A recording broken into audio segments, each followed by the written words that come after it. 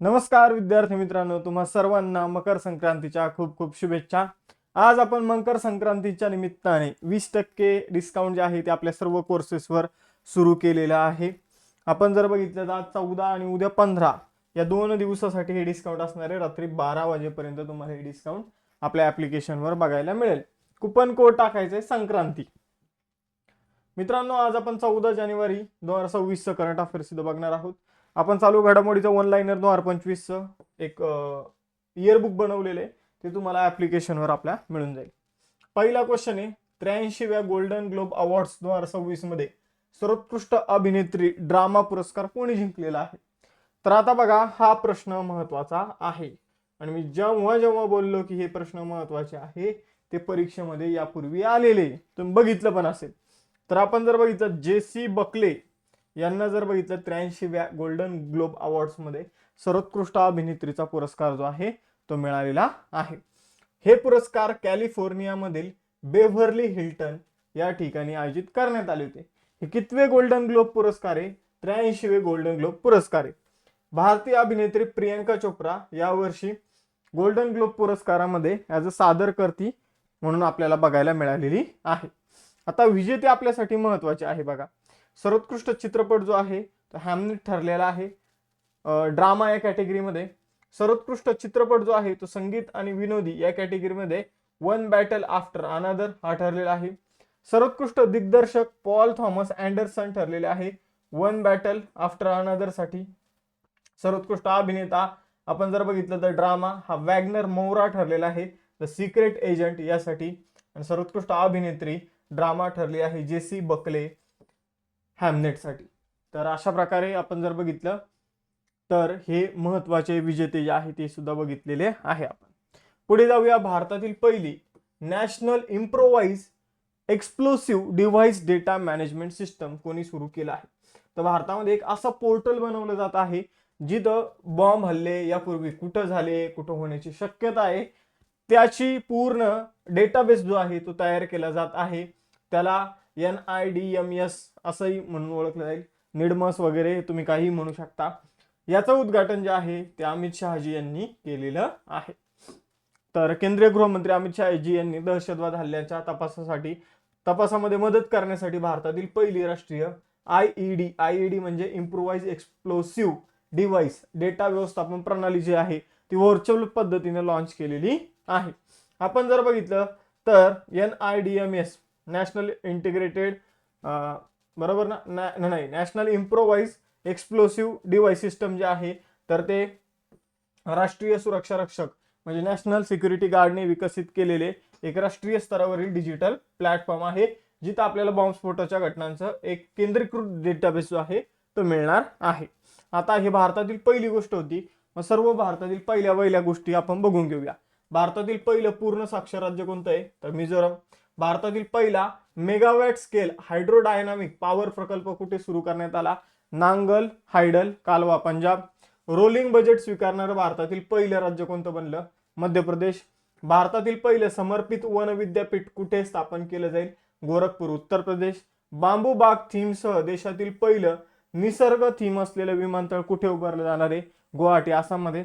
भारतातील पहिला वन्यजीव संरक्षित महामार्ग कोणता आहे? तर राष्ट्रीय महामार्ग 45। भारतातील पहिलं पॉवर म्युझियम कोणत्या शहरात बांधलं जात आहे? तर पटना बिहारमध्ये। भारतातील पहिलं quantum computing village Amravati Andhra प्रदेशमध्ये तयार केलं जात आहे। पंचवटी एक्सप्रेसमध्ये ATM बसवणारी भारतातील पहिली बँक कोणती आहे? Bank of Maharashtra. भारतातील पहिली नाईट सफारी कुकरेल जी आहे ती लखनौ उत्तर प्रदेशमध्ये बनवली जात आहे। आणि स्वतंत्र भारतातील समान नागरिक संहिता लागू करणारं भारतातील पहिलं राज्य आहे उत्तराखंड। तिसरा आपला क्वेश्चन आहे, भारताने कोणत्या शहरात रायसीना सायन्स डिप्लोमसी इनिशिएटिव्ह 2026 सुरू केला आहे? तर रायसीना सायन्स डिप्लोमसी इनिशिएटिव्ह जो आहे तो नवी दिल्लीमध्ये सुरू करण्यात आलेला आहे। आपण जर बघितलं तर भारत सरकारचं प्रमुख वैज्ञानिक सल्लागार कार्यालय आणि ऑब्झर्व्हर रिसर्च फाउंडेशन यांनी नवी दिल्लीमध्ये हा कार्यक्रम सुरू केलेला आहे। हा उपक्रम जर बघितलं तर 5 ते 7 मार्च 2026 दरम्यान नवी दिल्ली येथे होणाऱ्या रायसीना संवादासोबत आयोजित केला जाईल। म्हणजे आपण जर बघितलं त्याचं आयोजन भविष्यात होणार आहे, आता नाही।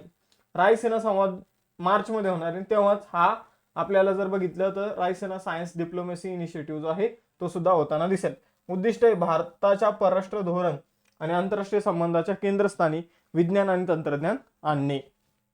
हा महत्वाचा क्वेश्चन आहे, हा सुद्धा परीक्षेमध्ये येऊ शकतो. राष्ट्रीय युवा दिन 2026 कधी साजरा केला जातो? तर राष्ट्रीय युवा दिन जो आहे मित्रांनो तो 12 जानेवारी रोजी सेलिब्रेट केला जातो. हर्षाली मॅडमला त्यांच्या कॉलेजमध्ये जर बघितलं तर या युवा दिनानिमित्ताने प्रमुख पाहुणे म्हणून बोलवण्यात आलं होतं एमपीएससी यूपीएससी साठी गायडन्स देण्यासाठी. खूप मोठी गोष्ट आहे. ज्या कॉलेजमध्ये शिकलं त्याच कॉलेजमध्ये ॲज अ प्रमुख पाहुणे म्हणून बोलवणं हे खूप स्वप्न असू शकतं एखाद्याचं. तर ते पूर्ण झालं होतं मॅडमचं. ठीक आहे.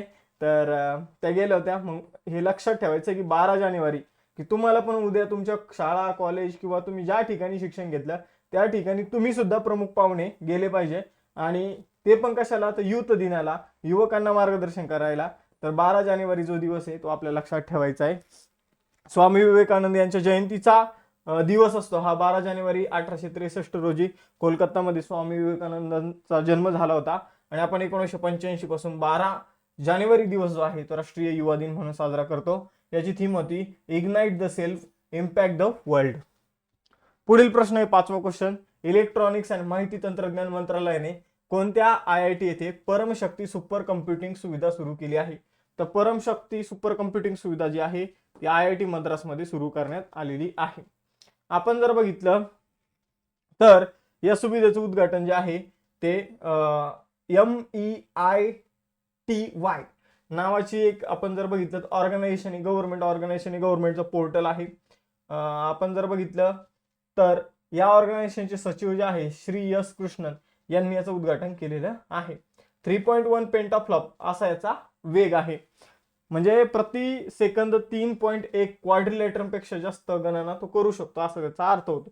फक्त तुम्ही एक लक्षात ठेवा की सुपर कम्प्युटरचा वेग जो आहे तो पेंटाफ्लॉप मध्ये मोजला जातो. आणि या सुपर कम्प्युटरचा जो IIT मद्रासमध्ये बसवण्यात आलेला आहे त्याचा वेग 3.1 पेंटाफ्लॉप एवढा आहे. 6वा प्रश्न आहे.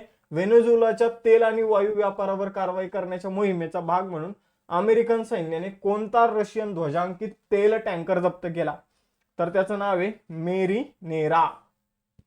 आपण जर बघितलं मेरिनेरा त्याचं जुनं नाव होतं बेला 1. याला जप्त केलेलं आहे उत्तर अटलांटिक महासागरामध्ये आईसलँड जवळ याला जप्त करण्यात आलेलं आहे. कारवाईचं कारण आहे अमेरिकेच्या निर्बंधाचे उल्लंघन करून व्हेनेझुएलातून होणारी तेल तस्करी थांबवणे आणि व्हेनेझुएलावर आर्थिक दबाव वाढवणे. तर मित्रांनो आपण राज्यसेवा आणि कंबाईनसाठी फाउंडेशन बॅच तर सुरू केलेच आहे. त्याचबरोबर ग्रुप सी आणि ग्रुप बी साठी एक आपण धुरंधर बॅच मुख्य परीक्षेसाठी सुरू करत आहोत. तर ती बॅच 21,000 PYQ ची बॅच, हे सगळ्या बॅच जॉईन करायचे असेल नोट्स पॅक तर तुम्ही आपला ॲप डाउनलोड करा. त्यावर तुम्हाला या सगळ्या बॅचेस बघायला मिळतील. तिथे CJ live coupon code use करा. पण आज तुम्ही संक्रांती कुपन यूज करा म्हणजे तुम्हाला 20% डिस्काउंट मिळेल. पुढील क्वेश्चन आहे. अवतार ग्रुपने प्रसिद्ध केलेल्या भारतीय महिलांसाठी सर्वोत्तम शहर अहवालामध्ये कोणत्या शहराला अव्वल स्थान मिळालं? तर बेंगलोर जे आहे ते महिलांसाठी सर्वोत्तम शहर जे आहे ते ठरलेलं आहे. अवतार ग्रुपने हा सर्वे तयार केलेला आहे. बेंगलोर 1 नंबरला आहे, चेन्नई 2 नंबरला, पुणे 3 नंबरला आहे आपलं, हैदराबाद 4 नंबर, मुंबई 5 नंबर. त्याचबरोबर जर बघितलं तर राजधानीच्या बाबतीत मुंबई 1 नंबरला आहे, तर कोहिमा राजधानी जी आहे ती 2 नंबरला आहे. आणि सगळ्यात शेवटी पटना आणि दिल्ली या राजधानी आपल्याला सांगता येतील. पुढे जाऊया 8वा प्रश्न. नवी दिल्लीमध्ये होणाऱ्या जागतिक पुस्तक मेळा 2026 मध्ये कोणता देश अतिथी देश म्हणून उपस्थित राहील? तर कतार देश जो आहे तो अतिथी देश म्हणून उपस्थित राहणार आहे. आपण जर बघितलं जागतिक पुस्तक मेळा 10 जानेवारी ते 18 जानेवारी दरम्यान सुरू आहे दिल्लीमध्ये भारत मंडपम प्रगती मैदानमध्ये. थीम आहे भारतीय लष्करी इतिहास शौर्य अभिज्ञान 75 वर्ष @75 असा थीम आहे. गेस्ट ऑफ ऑनर आहे कतार, फोकस कंट्री आहे स्पेन. 9वा प्रश्न. अनामलाई व्याघ्र प्रकल्पात व्याघ्रगणना उपक्रम वाढवण्यासाठी कोणतं मोबाईल ॲप वापरलं जात आहे? तर आपण जर बघितलं तर एक फेमस ॲप आहे ज्यावर आपल्याला आयोगाने प्रश्न देखील विचारण्यात आलेला आहे. तर M-STRIPS नावाचं ॲप आहे जे व्याघ्रगणना करण्यासाठी वापरलं जातं. याचा फुल फॉर्म आहे monitoring system for tiger intensive protection and ecological status असा याचा फुल फॉर्म आहे मित्रांनो. याचबरोबर जर बघितलं तर हे राष्ट्रीय व्याघ्र संवर्धन प्राधिकरण आणि भारतीय वन्यजीव संस्था यांनी हे ॲप्लिकेशन विकसित केलेलं आहे. हे वन्यजीव कर्मचाऱ्यांना गस्त दरम्यान रिअल टाइम डेटा गोळा करण्यामध्ये आणि अपलोड करण्याची अनुमती देतो. कुठे वाघ दिसला फोटो काढून टाकला ऍप्लिकेशनवर, अशा प्रकारे त्याची गणना या ऍप्लिकेशनद्वारे वाघांची गणना केली जाते. 10वा प्रश्न तुमच्या समोर आहे. जानेवारी 2026 मध्ये संरक्षण मंत्री राजनाथ सिंह यांनी अशोक लीलँडच्या पहिल्या समर्पित इलेक्ट्रिक व्हेकल प्लांटचं उद्घाटन कुठे केलं? तर असा इलेक्ट्रिक व्हेकल प्लांट बनवला जाणार आहे जिथं ईव्ही बसचं तयार केलं जाणार आहे. तर तो लखनौ उत्तर प्रदेशमध्ये राजनाथ सिंह यांनी या अशोक लीलँडच्या प्लांटचं उद्घाटन केलेलं आहे. आपण जर बघितलं तर प्रत्येक वर्षाला 250 युनिट्स, म्हणजे आपण जर बघितलं तर जी नंतर 5000 युनिट्स पर्यंत मर्यादा वाढवायची आहे. तर अशा ईव्ही बसेस ज्या आहेत ते या प्लांटमध्ये तयार केल्या जाणार आहे. 11वा प्रश्न आहे. मैत्री संशोधन केंद्र कुठे आहे? अंटार्क्टिकच्या तिथे आहे.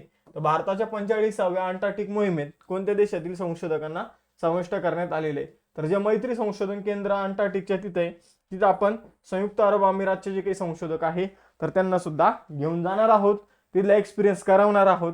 आपण जर बघितलं तर खलिफा विद्यापीठ जे UAE मध्ये आहे तर तिथले हे संशोधक आहे. आपण जर बघितलं तर अंटार्क्टिकाच्या मंगळासारख्या भूदृश्याचा अभ्यास ते करणार आहे. तर मंगळावर जसं वातावरण आहे तसं अंटार्क्टिकाच्या काही ठिकाणी वातावरण त्याचा ते अभ्यास करणार आहे. भारताच्या अंटार्क्टिकाच्या तिथे 2 केंद्र आहे, एक आहे मैत्री आणि दुसरं आहे भारती. तर हे सुद्धा लक्षात ठेवायचे. 12वा प्रश्न आहे. जानेवारी 2026 मध्ये कोणत्या राज्याच्या मुख्यमंत्र्यांनी लवकर कर्करोगाच्या तपासणीसाठी आशा व्हॅन मोबाईल युनिट सुरू केलं आहे? तर आशा व्हॅन मोबाईल युनिट जे आहे ते गुजरातमध्ये मुख्यमंत्री भूपेंद्र पटेल यांनी सुरू केलेलं आहे. तर आपण जर बघितलं तर आशा व्हॅन नावाच्या मोबाईल कॅन्सर स्क्रीनिंग युनिटची सुरुवात जी आहे ती गुजरातमध्ये करण्यात आलेली आहे. तर गुजरातची राजधानी गांधीनगर, भूपेंद्र पटेल मुख्यमंत्री, आचार्य देवव्रत राज्यपाल आणि सुनीता अग्रवाल जे आहे त्या तिथल्या मुख्य न्यायाधीश आहे हायकोर्टच्या. विद्यार्थी मित्रांनो, आजचे टेस्ट क्वेश्चन तुमच्यासाठी आहे. 83व्या गोल्डन ग्लोब मध्ये बेस्ट अभिनेत्रीचा पुरस्कार कोणाला मिळाला? मैत्री संशोधन केंद्राच्या तिथे आपण कोणत्या देशाच्या संशोधकांना घेऊन गेलो आणि अनायमलई व्याघ्र प्रकल्पामध्ये व्याघ्र गणनेसाठी कोणता ऍप वापरला जाणार आहे? आजचं जर लेक्चर तुम्हाला आवडलं असेल तर लेक्चर लाईक करा आणि पुन्हा एकदा सगळ्यांना मकर संक्रांतीच्या खूप खूप शुभेच्छा. आज जे काही डिस्काउंट ऑफर आपण ऍप्लिकेशनवर ठेवलेले त्याचा सगळ्यांनी लाभ घ्यायला विसरू नका. थांबा, इथं भेटूया नेक्स्ट सेशनमध्ये. चलो बाय बाय, जय हिंद.